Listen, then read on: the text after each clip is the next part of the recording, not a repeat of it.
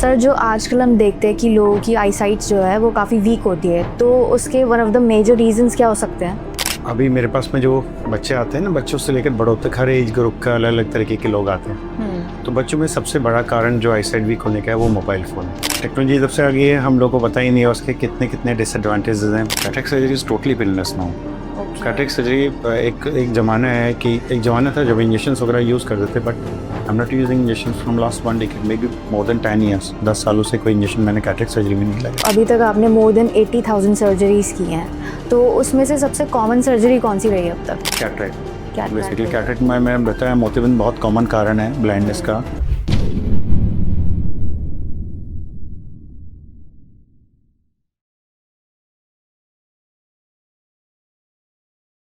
Do you have something to share? आपका experience, आपकी story जो आपको दुनिया तक पहुंचानी है। सो जुड़िए टीवीटी ट्रिनिटी से। We have over 18K plus subscribers on YouTube, 500 plus episodes and 15K plus organic followers on Instagram.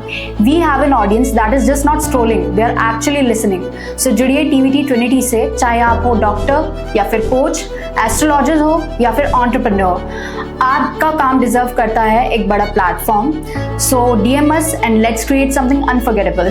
Thank you. Welcome to TVT. Today we are here with Dr. Lalit Singhal, who is one of the fastest eye surgeons in Delhi NCR, cornea, cataract, LASIK expert. So let's welcome sir. नमस्कार निहारिका जी, मेरा नाम doctor Lalit Singhal है। मैं गाज़ियाबाद में eye surgeon हूँ and मैं मोतियाबिंद और ये लेसिक एक्सपर्ट हूँ। और मुझे मोर देन 1 लाख सर्जरीज़ का अनुभव है और पिछले करीब 15 सालों से मैं आई सर्जरीज़ कर रहा हूँ और उसमें कंटिन्यूसली प्रयास कर रहा हूँ कि नए नए टेक्निक इम्प्लीमेंट करके बेहतर से बेहतर सुरक्षित इस टेक्निक को बना सकूँ। सर, जो आजकल हम देखते हैं कि लोगों की आईसाइट जो है वो काफ़ी वीक होती है, तो उसके one of the major reasons क्या हो सकते हैं? अभी मेरे पास में जो बच्चे आते हैं ना, बच्चों से लेकर बड़ों तक हर एज ग्रुप का अलग अलग तरीके के लोग आते हैं। तो बच्चों में सबसे बड़ा कारण जो आईसाइट वीक होने का है वो मोबाइल फ़ोन है। टेक्नोलॉजी जब से आ गई है हम लोग को पता ही नहीं है उसके कितने कितने डिसएडवांटेजेस हैं। बहुत सारे parents, they are well educated, but unknowingly they don't know the disadvantage what harm they are creating, because एक बच्चे की आई का डेवलपमेंट 3 साल तक कंटिन्यूसली चलता रहता है। उससे पहले डेवलपमेंट होने से पहले व्हेन वी फोर्स देम कि आप मोबाइल देखो, ये सारी चीज़ें अपनी ईज़ के लिए दे देते हैं ना, उससे सबसे ज़्यादा नंबर आ रहा है। और एक तरीके का नंबर होता है विद द रूल एस्टिक, जो बहुत एग्जीगरेट हो गया, मतलब बहुत कॉमनली मिलने लगे। उसके बाद में फिर स्कूल गोइंग में भी थोड़ा सा वो रहता है, न्यूट्रिशन अगर प्रॉपर नहीं है, जिस तरीके के हम लोग कहते हैं अभी बहुत सारी चीज़ें अवेलेबल हैं खाने में। हिंदुस्तान में बाढ़ आई हुई है, there are so many things to eat, but nutrition value nobody knows about that. तो वो न्यूट्रिशन की वजह से मतलब people are yielding lot of junk food, cold drinks वगैरह ये सब चीज़ें ले रहे हैं, बच्चों को भी खिला रहे हैं और वो बहुत थ्रूली मतलब डेली डेली का हो रहा है। और उसकी वजह से जो उनका न्यूट्रिएंट्स वैल्यू है वो बहुत पुअर होने की वजह से they are having vitamin deficiency, they are having collagen deficiency, जिसकी वजह से बच्चों में बहुत कॉमनली जो है नंबर आ रहा है। Yeah. तो सबसे बड़ा पुअर जो विजन का प्रॉब्लम है ना बच्चों में वो है अनकरेक्टेड रिफ्रैक्टिव एरर, मतलब चश्मे का नंबर। उसके बाद में एज बढ़ने के साथ में फिर और बीमारियां जैसे डायबिटीज़ हो गई, ब्लड प्रेशर हो गया, उसकी वजह से है। और फिर ओल्ड एज में जो सबसे बड़ा कारण है मोतियाबिंद है, कैटरेक्ट। तो एज वाइज को हम लोग डिफ्रेंशिएट कर रहे हैं। तो बच्चों में अनकरेक्टेड विजुअल एरर मतलब चश्मे का नंबर, एडल्ट्स में मेनली ड्राई आइज हो रही है और उसकी वजह से कंप्यूटर में बहुत लोग काम करते हैं। यंग लोग जो है कंप्यूटर में बहुत ज़्यादा काम करते हैं, जिसकी वजह से ड्राई आइज होती है, थोड़ा नंबर भी आ जाते हैं। उसकी वजह से उनको भी जो है थोड़ा नंबर आता है चश्मे का, वो बहुत बड़ा कारण है उनका वो विजुअल डिस्टर्बेंसेस है, विजुअल लॉस का। और एल्डरली पेशेंट्स में काला मोतियाबिंद, ग्लोकोमा, कैटरेक्ट और ये डायबिटिक रेटिनोपैथी, डायबिटीज़ की वजह से पर्दे पर या ब्लड प्रेशर या किसी और अन्य बीमारी से उनकी रेटिना पे डैमेज होना वो कारण है। ओवरऑल अगर देखा जाए तो सबसे बड़ा प्रिवेंटेबल जो कॉज है वो मोतियाबिंद है जी। जिसकी वजह से जो है अगर टाइमली डिटेक्ट होकर उसका ट्रीटमेंट बहुत इजीली अवेलेबल करने के बाद रोशनी को रोका जा सकता है। तो सर, अगर हम लेसिक ट्रीटमेंट के बारे में बात करें तो हमें कैसे पता चलेगा कि हमें कब कराना चाहिए? LASIK basically kind of surgery जिसको जैसे we don't say LASIK, like LASIK ऐसा नहीं कि हम लोग पेशेंट आया है जिसको भी चश्मा लगा है कि भाई आप लेसिक करा लो, लेसिक करा लो। It's not like that. It's more less still having a part, it's a cosmetic surgery kind of thing. आप भी it's your wish, you want to use glasses और not. If you are not happy wearing glasses तो ठीक है आप LASIK करा लो। There is one option कि आपका ग्लासेस रिमूव करने के लिए, जैसे बहुत सारे लोगों को टैटू पसंद है कराना, कि बहुत सारे लोगों को अपनी स्किन पे कुछ भी करना पसंद नहीं है। इसी तरीके से बहुत सारे लोगों को चश्मा पहनना पसंद है। उनको लगता है चश्मे के साथ में उनकी पर्सनैलिटी नाश होती है, चश्मे के बहुत सारे वेरिएशंस उनको पसंद है, कॉन्टेक्ट लेंसेज पसंद है। Yeah. जो लोग कॉन्टेक्ट लेंसेज या चश्मे को टॉलरेट नहीं कर पाते या they don't like glasses, then there are like certain things जिनको हम लोग करते हैं, लेसिक कहते हैं। और लेसिक में भी, क्योंकि LASIK it's almost 25-year-old technique, like जो अब बहुत ज़्यादा अपग्रेडेड और रिफाइंड हो गई है। तो 18 साल के बाद में अगर आपका नंबर 1 साल से ज़्यादा स्टेबल है तो anybody can go for this technique, but after certain investigations. अगर कुछ जांचें हम लोग करते हैं और वो जांचें आपकी नॉर्मल आ रही हैं, विद इन लिमिट्स आ रही हैं, सारे पैरामीटर्स प्लस आपका नंबर, आपकी एज कितनी है और कुछ और छोटे छोटे, आपका रेटिना हेल्दी है या नहीं, ये सब चीज़ें अगर आपकी नॉर्मल आ रही हैं तो फिर हम लोग आपको लेज़र ऑप्ट कर सकते हैं, लेज़र की सलाह दे सकते हैं। और लेज़र अगर इन सब जांचों की बात किया जाए तो बहुत सेफ है, क्योंकि whenever we are touching young eyes तो safety comes first in my mind. Like हम लोग यंग बंदों को टच कर रहे हैं तो वी शुड डू एनीथिंग जो बाद में वो 10 साल के बाद या 15 साल के बाद रिग्रेट ना करें कि यार मैंने क्यों करा लिया था अभी। तो अभी क्योंकि बहुत सारे लोग सिस्टम यूज़र भी हैं, हाई एक्सपेक्टेशंस होती है कि यार बहुत ज़्यादा नंबर है, बिल्कुल भी ना आए, दोबारा कर भी ना आए, ड्राई आइज भी ना हो, तो ये सारी चीज़ें हमें पहले से पहले हमें ऑपरेशन से पहले चेक करना होता है कि ड्राई आइज तो नहीं है, उसका जो है नंबर बार बार फ्लक्चुएट तो नहीं कर रहा है, कोई और डिजीज़, डायबिटीज़, ब्लड प्रेशर तो नहीं है, ठीक है। और कितना नंबर है, जी। क्या एक्सपेक्टेशंस हैं, अगर रियलिस्टिक एक्सपेक्टेशंस मेट आउट होती हैं ठीक है। अगर किसी बहुत हाई एक्सपेक्टेशंस है कि नहीं यार हमें तो 2 लाइन और नीचे तक ही हो जाए, बिल्कुल एचडी विजन हो जाए, तो डेफिनेटली तो लेसिक के साथ में we can safely remove your number, but there are having certain limitations, and if you are into those category then only we offer that treatment. And it's one of the wonderful treatment. I've done like so many thousand of LASIK, and it's one of the finest treatment like you've done in like it depend on like machine तो एक factor है। अभी बहुत सारे लोग, बहुत सारे doctors जो है machine. Second most important thing is if it done in safe hands, like surgeon को कितना एक्सपीरियंस है और how many surgeries they have done और कितना उनका पास एक्सपीरियंस है, उस हिसाब से अलग एक, जैसे एआई तो एक अभी आया है कि चलो एआई चल रहा है, तो जितने सारे operation from day 1 to day अभी तक, तो वो सारा ये मेरे दिमाग में भी एक एज पैरेलली चलता रहता है कि यार ठीक है we have done these kind of patients और उनका ये रिजल्ट रहा, तो वो सब जो है वो एक एक्सपीरियंस के साथ में ऐड ऑन होता जाता है। और so does the safety profile. If you are going to a surgeon जिसने बहुत सारी आइज की हुई हैं, and if you are going to a novice या new surgeon, so definitely the both are having lack of experience, both are having different kind of experience and both are having like different kind of वो and result, तो वो थोड़ा सा हुआ है। तो LASIK लेकिन मशीन डिपेंडेंट बहुत ज़्यादा होता है, तो उसमें अभी और मशीन्स बेटर टेक्नोलॉजी आ गई है, बेटर इम्प्रूवमेंट होता जा रहा है, एंड इट्स बिकमिंग सेफ वैसे। प्लस इसमें कुछ इक्विपमेंट्स आए हैं जो डायग्नोस्टिक, जो पहले चेक करते हैं कि आपके बेसिकली फिट है या नहीं, उसमें एआई भी इनकॉर्पोरेट हो गया। अभी बहुत सारे जो हमारे जो डायग्नोस्टिक टूल्स हैं, अब जैसे somebody in USA going for opting for laser, somebody is in India sitting here opting for laser, both are having same cornea. मतलब जैसे चेहरे बहुत मुश्किल है एक दूसरे के होने, कॉर्निया भी इसी तरीके से सेम तो नहीं हो सकती बट काफ़ी हद तक सिमिलर है। अगर वहाँ कोई सर्जन ऑपरेट करके उसके बाद रिजल्ट पोस्ट करता है कि हाउ इज एक्सपीरियंस इन दो साइज, तो ये हम लोग यहाँ बैठ के इनकॉपरेट कर सकते हैं without knowing that patient, without knowing that surgeon. तो ये सब मशीन बेस्ड जो है तब इनकॉपरेट हो गया, तो बहुत सेफ हो गया और बेटर होता जा रहा है कि इन आइज को टच करना चाहिए या नहीं करना चाहिए। सर रिसेंटली हमने ये भी सुना था कि जो कैटरैक्ट सर्जरी होती है इसमें कुछ नए प्रोसीजर्स आए हैं, लाइक अगर ये पेनलेस होता है, ये पॉसिबल है कि मतलब ये पेनलेस भी होती है? Cataract surgery is totally painless now.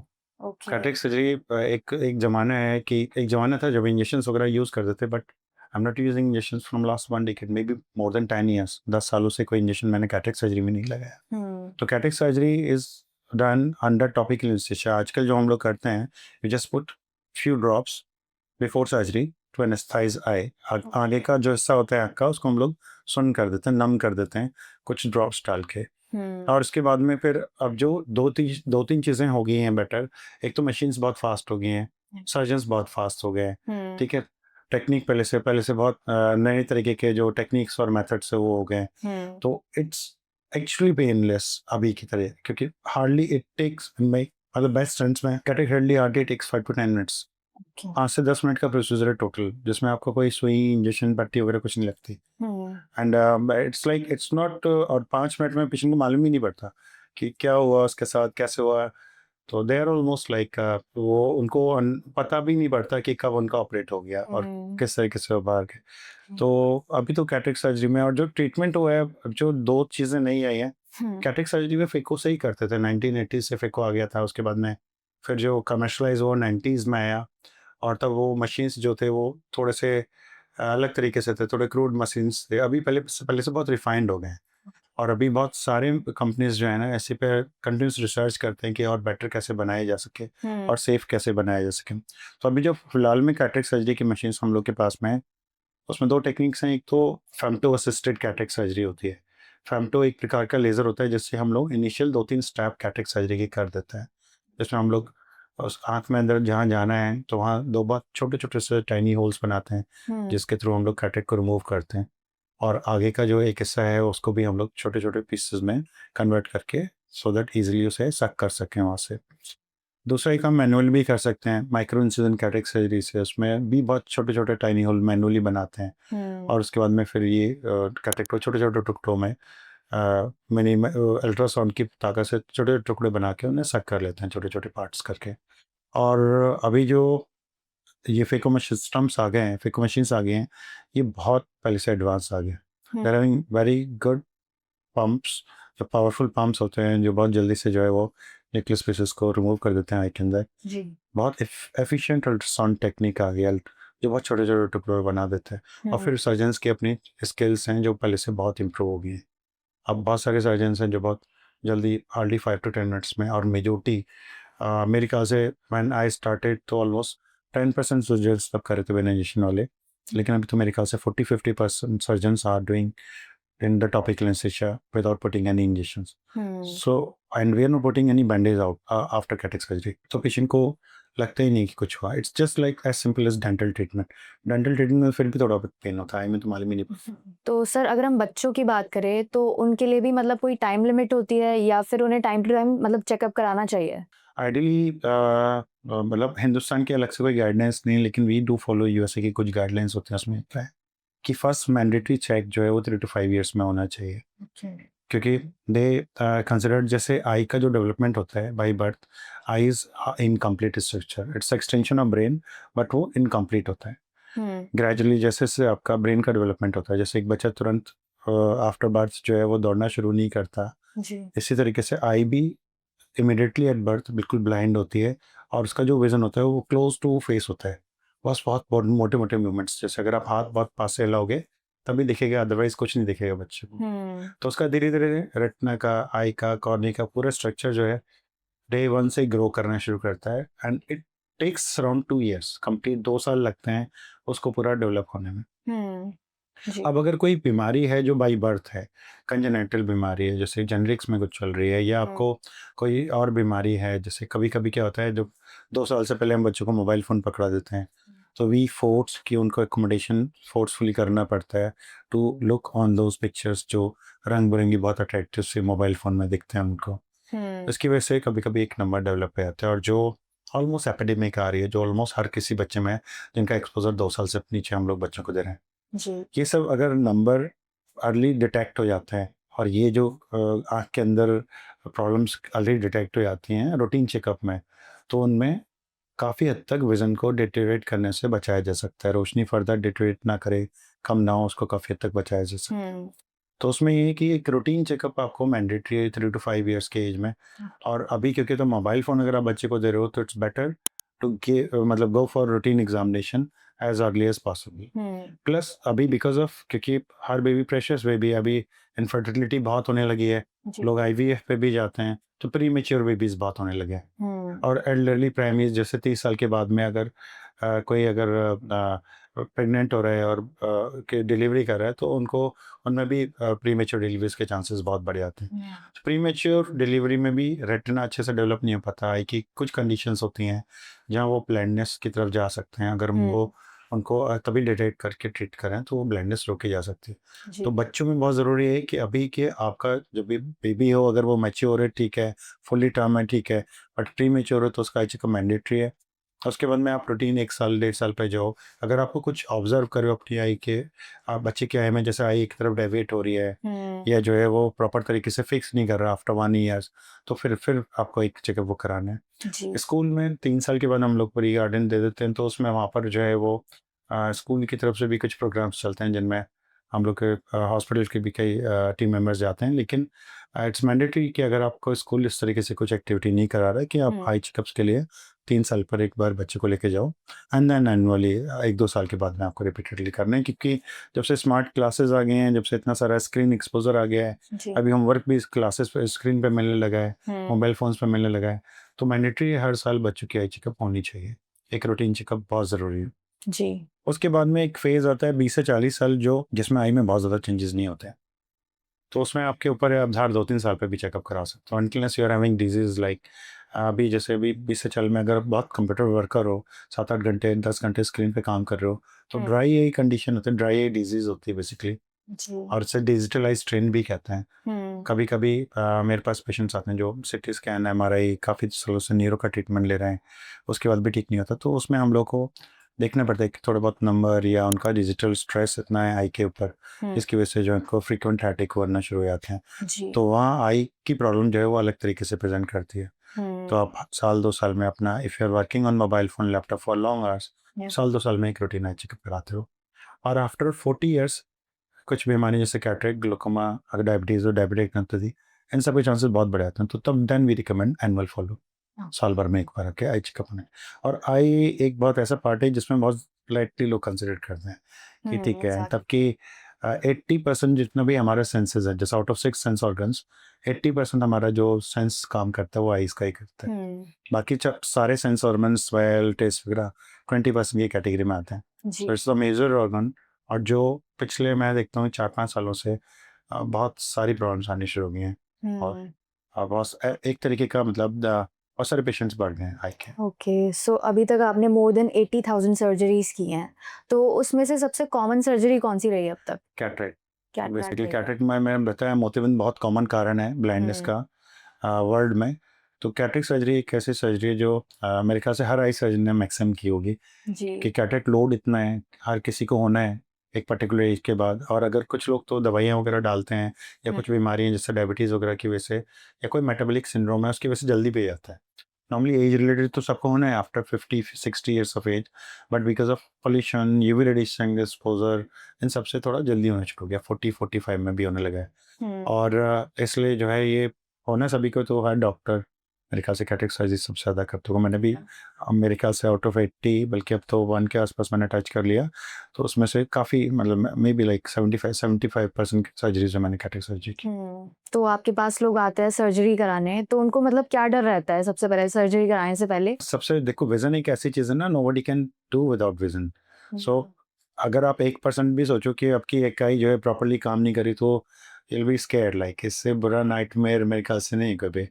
तो सबसे बड़ा डर वो रहता है कि बेटर हो जाएगा, नहीं हो जाएगा, अच्छा हो जाएगा, because they are coming for definitely good thing, and eye surgery is such a surgery जिसमें you can not afford even 1% risk, like 0.11% भी नहीं, ठीक है। तो it should be done under safe and with safe equipments, और उसमें यही कि results are gratifying if you, जैसे हमारे पास में बहुत सारी मशीन्स आ गए हैं, प्रायर टू कैटरेक्ट हम लोग चेक कर लेते हैं कि क्या पावर होनी चाहिए, क्या लेंसेज होने चाहिए, क्या लेंसेज बेस्ट सूट करेंगे उनको।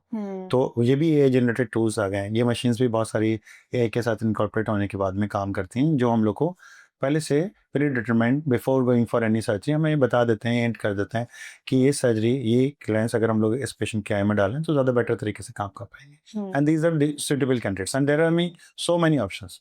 जैसे आपको कोई टेक गुरु बताए कि भाई कौन सा मोबाइल तुम्हारे लिए ठीक है, आप अपने specific no, but you are not having idea about all technologies, ठीक है, कि क्या क्या मोबाइल ऑप्शंस हैं मार्केट में, you are having just idea about brands, कि आप 2-3 ब्रांड्स जानते हो, ठीक है, बट कोई टेक गुरु बताए कि आपके वर्क प्रोफाइल के साथ में ये वाला टेक्नोलॉजी बेस्ट जाता है, यार ये लैपटॉप का कन्फिग्रेशन आपको ज़्यादा सूट करता है, आपके वर्क प्रोफाइल को मैच करता है, और you should purchase this thing. इसी प्रकार से आई लेंसेज हैं जो हम लोग डिसाइड करते हैं कि एज क्या है, प्लस उसमें लाइफस्टाइल क्या है।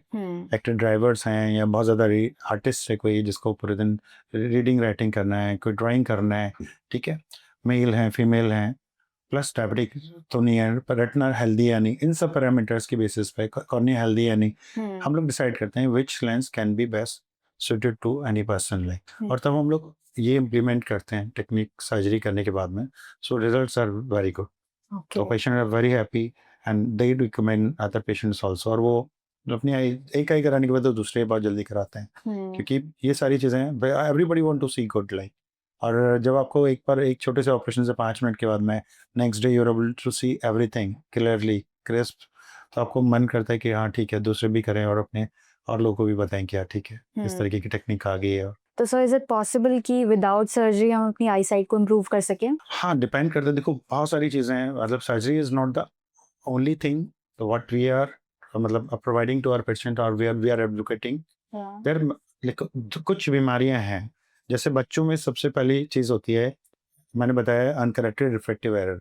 अगर बच्चों को चश्मे का नंबर हम लोग टाइमली नहीं देंगे जी। तो उनका जो ब्रेन का डेवलपमेंट है, क्योंकि आई कनेक्टेड है ब्रेन से, जितना भी डाटा 80% डाटा एक बच्चा है कोई भी पर्सन रिसीव कर रहा है आई से। अब आई भी अच्छे से नहीं देख पा रही है, तो इट मीन्स ब्रेन का मेंटल डेवलपमेंट, उसका साइकोलॉजिकल डेवलपमेंट, फिजिकल डेवलपमेंट सब कुछ हैम्पर कर जाता है। इवन पढ़ाई लिखाई प्रॉपर तरीके से नहीं कर सकता, और जो नस दिमाग तक रोशनी ले आ रही है तो उसका भी ताकत पूरी तरह 100% पोटेंशियल डेवलप नहीं होता, वो डेवलप नहीं होती अच्छे से। तो उनका विजन, जैसे हम लोग एक क्राइटेरिया होता है 6x6 सुना होगा या 20-20 सुना होगा, जिसमें एक चार्ट हम लोग दिखाते हैं जिसमें there are 7-8 lines and if somebody is reading the bottom most line तो उसे हम लोग कहते हैं कि हाँ योर विजन नॉर्मल।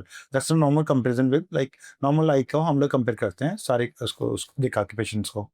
तो वो एक क्राइटेरिया है। अब वो कभी मेट आउट नहीं हो सकता अगर किसी बच्चे को बहुत ज़्यादा नंबर है और उसके पेरेंट्स या वो कोई टेक केयर नहीं कर रहा है, they are not using glasses regularly, तो 6x6 या 20-20 विजन पॉसिबल नहीं है अचीव कर पाना। दूसरा एक कंडीशन होता है अनिसोमेट्रोपिया, एक आई कम वीक है एक आई ज़्यादा वीक है, तो बच्चे का वीक होता है एक ही आँख से काम कर रहा होता है, दूसरी आई या तो उस कंडीशन में काम ही नहीं करती, उसे एम्ब्लियोपिया कहते हैं।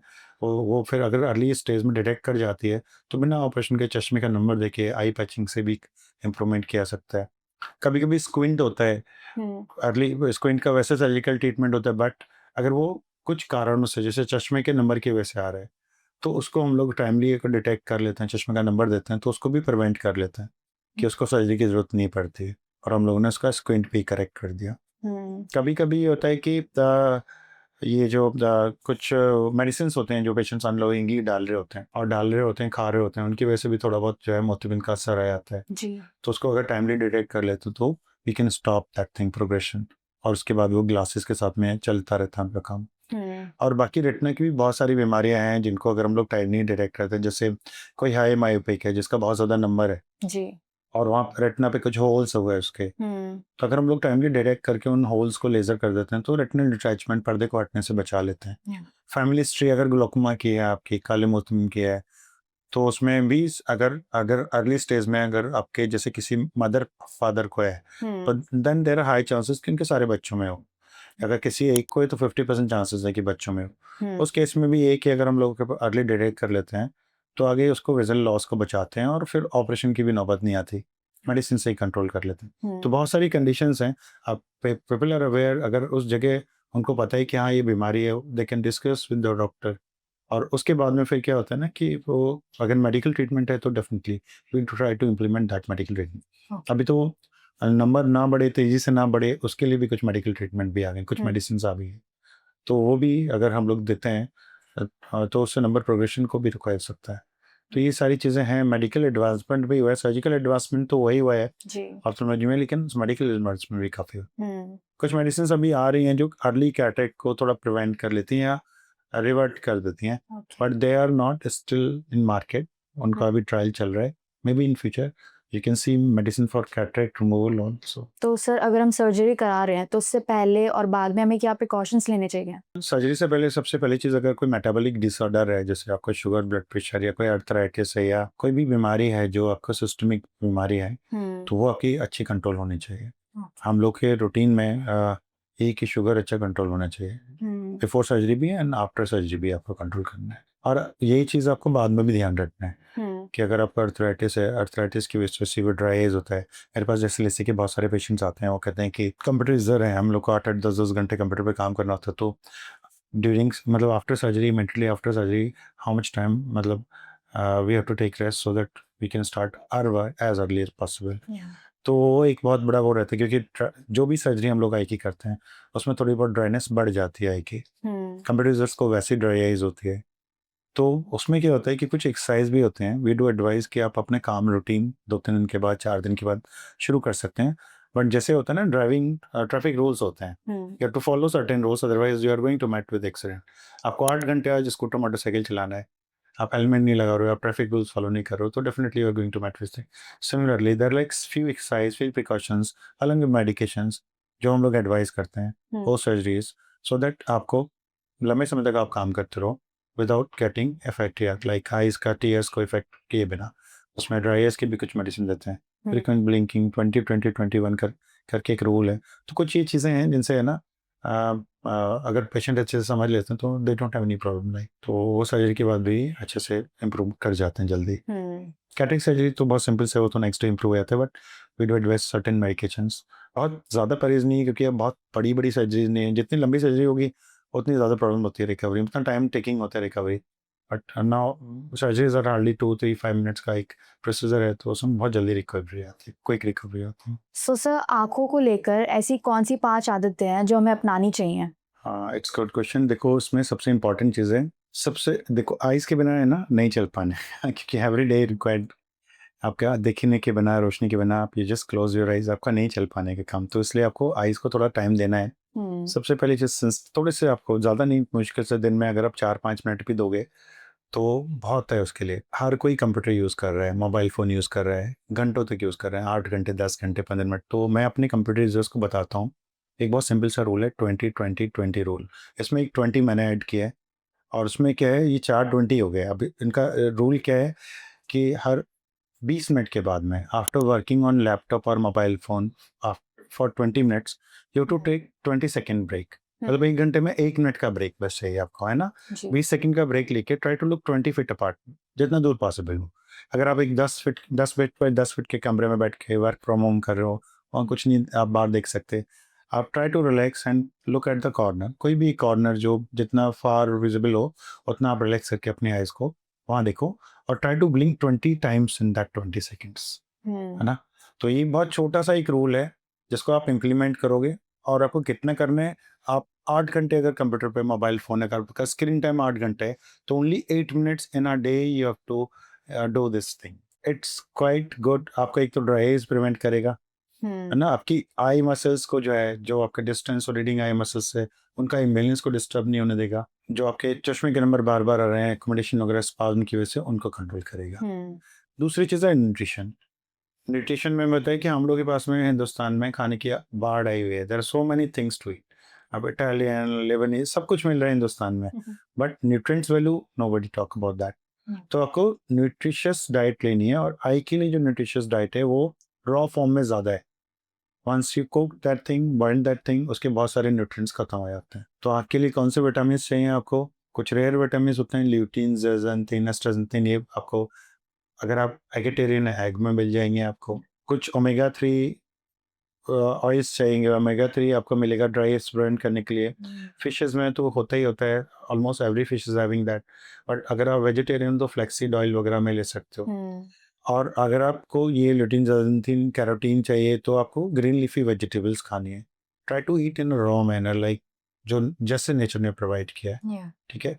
और try to add colourful fruits, vegetables, जितने भी रंग बिरंगे फ्रूट्स और वेजिटेबल्स आप सेवन करोगे उतने आपके आई के विटामिन पूरे हो जाएंगे। Because I is one organ जिससे आप बहुत सारे कलर्स देख रहे हो, सो आई रिक्वायर एवरी कलर, मतलब तो उसके लिए हर कलर का वेजिटेबल और वो आपको खाना है उसमें। तीसरा एक बहुत इंपॉर्टेंट फैक्टर है कि आपके बच्चों में, क्योंकि मैं आई एम लाइक ऑब्जर्विंग कि बच्चों में बहुत ज़्यादा अभी 50% of patients in every eye doctor are kids.